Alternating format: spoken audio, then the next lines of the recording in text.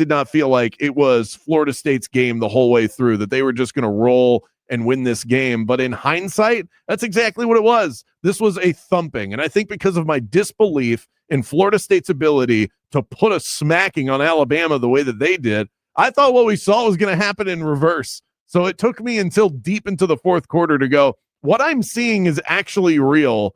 So many different angles to this first to discuss, but kudos to the Bulldog because you picked this. I didn't just pick it. I told you what was coming down I-10. Can we air Mike Bianchi's free money, free stuff? This was from Friday's show. Let's hear it. You know what, Kravitz? I know what happened last year. I know FSU was historically bad last year. I know big bad Bama and the SEC is coming to town. I don't care about last year. I don't care about Bama's reputation. You want to know why? Because look what's rolling down I-10, rumbling into Tallahassee. You know what that is? You see it? It's the Gus bus coming to town.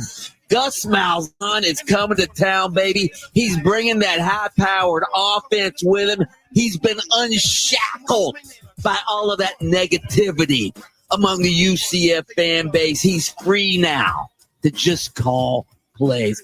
Free money, free stuff. FSU doesn't just cover the 13.5. The wheels of the Gus bus are going to go round and round and round and roll over the top. Give me Alabama to win this game out. Give me FSU to win this game outright. Oh my God. I mean, I laughed at you, Mike. That was your Monet. That was an absolute work of art. Well done by you.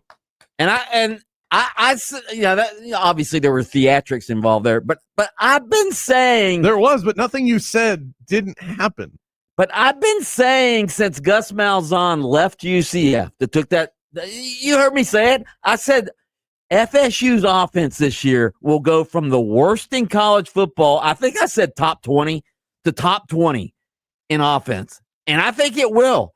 UCF fans can rip Gus Malzahn all they want, and rightfully so.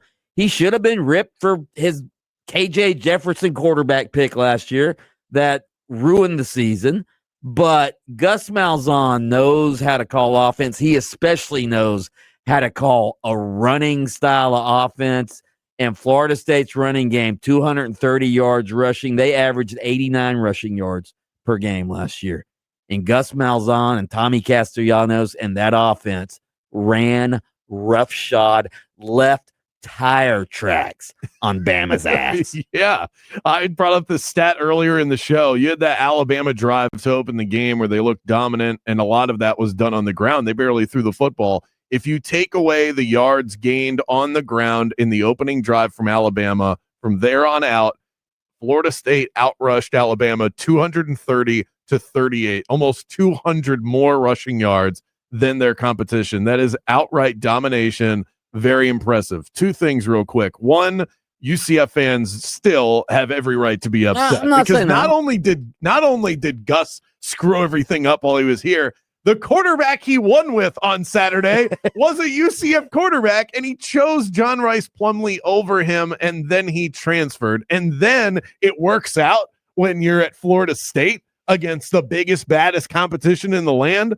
UCF fans have all the reason in the world to look at that, roll their eyes, and be frustrated. First of all, Tommy Castellanos, I forget, I saw sporadically, I watched him play at Boston College, didn't watch him a whole lot, but the guy, here's the difference between Tommy Castellanos and JRP, John Rice Plumlee. I think John Rice Plumlee could have been a great quarterback at UCF, except he just couldn't take the pounding. He got hurt a lot. He was athletically, he's just as gifted as Tommy Castellanos. Yeah, he can throw the ball better than Tommy Castellanos, but he couldn't take the pounding. He was always hurt, always had something banged up. Tommy Castellanos, that guy is not only fast and athletic, he's tough. He is, and I think the difference between the two of them is elusiveness. Tommy will avoid contact, where John Rice Plumlee would run right into it. He would create his own problems. The other thing I wanted to mention is there's a lot of debate about the field storming And, we have our debates about whether or not FSU should be storming the field in beating a highly ranked opponent in college football based on the history of Florida State. I think that they're above that, yet they did it anyway. Let me say this. That'll be the last time that a team storms the field when beating Alabama. 11 straight times a school has rushed the field after beating Alabama out of the conference. That'll be the last time, because it's not that impressive anymore. It's becoming the norm. It's not becoming unusual to beat Florida or to beat Alabama. Wow. I think that's what we're going to see. You're going to drive Bama fans over the